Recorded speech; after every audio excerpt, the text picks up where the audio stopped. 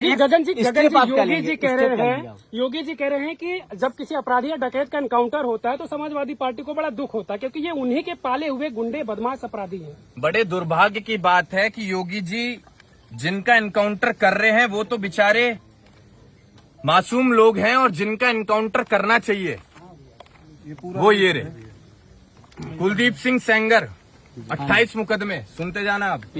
ब्रिजेश सिंह 106 मुकदमे, धनंजय सिंह 46 मुकदमे, राजा भैया 31 मुकदमे, डॉक्टर उदय भान सिंह 83 मुकदमे, अशोक चंदेल 37 मुकदमे, विनीत सिंह 34 मुकदमे, ब्रजभूषण सिंह 84 मुकदमे, चुलबुल सिंह 53 मुकदमे, मोनू सिंह 57 मुकदमे, सोनू सिंह 48 मुकदमे, अजय सिंह सिपाही 81 मुकदमे, पिंटू सिंह 23 मुकदमे, रानी सिंह 48 मुकदमे, संग्राम सिंह 58 मुकदमे, चुन्नू सिंह 42 मुकदमे, याशा सिंह 88 मुकदमे। और ये तो बात छोड़ो आप, हम एक बात कहना चाहेंगे। एक बार माननीय मुख्यमंत्री जी के ऊपर भी कितने मुकदमे हैं इसकी भी जांच हो, उसे भी आप लोग उठाने का काम करें। देखिए साहब, एनकाउंटर सॉल्यूशन नहीं है, और पीड़ा हमें तब हुई है जब हमारा व्यक्ति दोषी नहीं था। और अगर ऐसे आप हत्याएं करेंगे, जान लेंगे किसी की, तो एक चीज का ध्यान रखना, भगवान के घर देर है अंधेर नहीं है। जितने नाम आपने गिनवाए सब नाम के बाद में सिंह लगे हुए थे। क्या बताना आप चाह रहे हैं कि यादव को टारगेट किया जा रहा है, किसी विशेष जात को टारगेट किया जा रहा है? बिल्कुल किया जा रहा है, नाम के पीछे किया जा रहा है। भैया एनकाउंटर है कि हत्या है?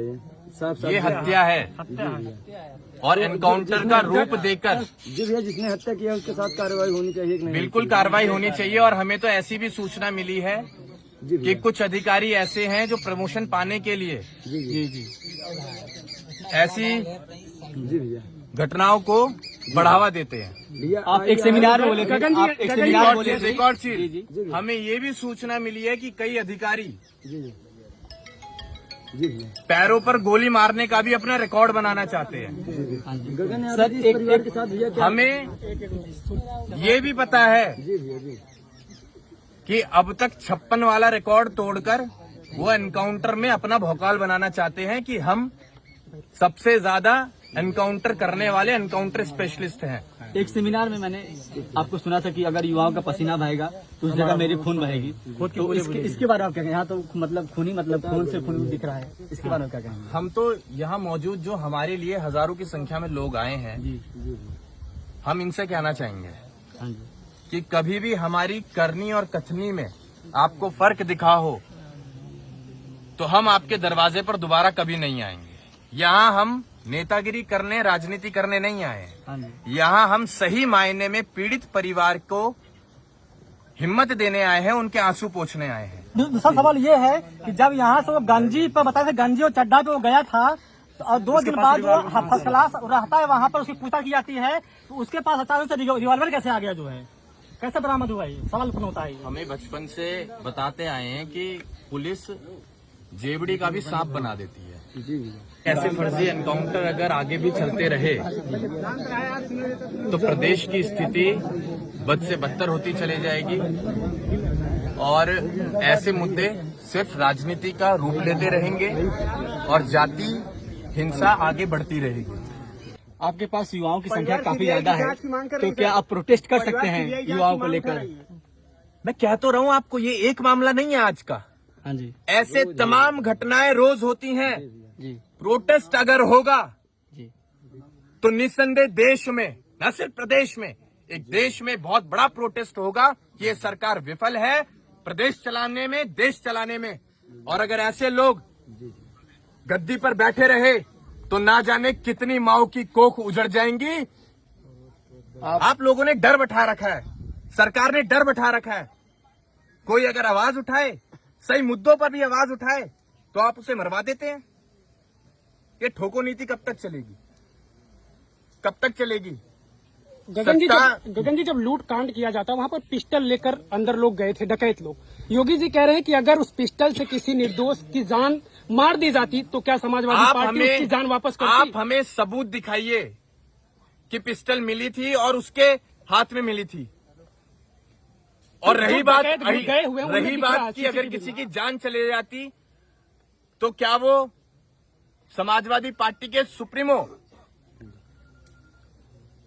उस जान के बदले जान दे पाते?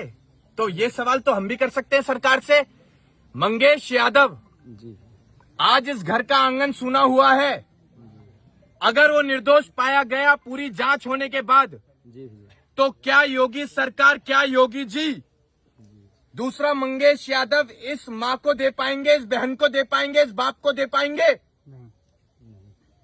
आप बात कर, आपने पॉलिटिकल लड़ाई बना दी, आपने पार्टी को जोड़ दिया। आपने वो घर ही नहीं देखा जिस घर में अब तक आंसू नहीं सूखे। आपने वो मां नहीं देखी जो बेहोश पड़ी है। आपने वो बहन नहीं देखी जो हमसे बात करते हुए गिर गई बेहोशी में। आप लड़ाई लड़ रहे हैं भाजपा सपा, भाजपा सपा। इंसानियत कहां गई? इंसानियत खत्म हो गई इस राजनीति के चक्कर में। लास्ट सवाल बता दीजिए, जिस प्रकार 1.5 करोड़ की डकैती हुई उसके बाद मामला पूरा चर्चित हुआ, उत्तर प्रदेश पुलिस पे प्रश्न तमाम खड़े हुए कि अभी तक अपराधी नहीं पकड़ा गया, तो क्या मंगेश यादव को कहीं एक कमजोर परिवार को बलि का बकरा नहीं बना दिया गया लोगों की जुबान पे ताला लगाने के लिए कि इनकाउंटर में मारा गया मुख्य आरोपी? इस देश में कमजोर आदमी हमेशा पिसेगा, कमजोर आदमी हमेशा मारा जाएगा। ताकतवर को कोई उंगली भी नहीं दिखा सकता। हमें दिखा के दिखाओ। मंगेश यादव को लेकिन जी भैया, अब जो कमजोर है उसके साथ भी ताकत बन के हम लोग खड़े हुए हैं। अब कोई कमजोर नहीं है। राजा किसे बनाया जाता है? प्रजा की सेवा कैसे होती है?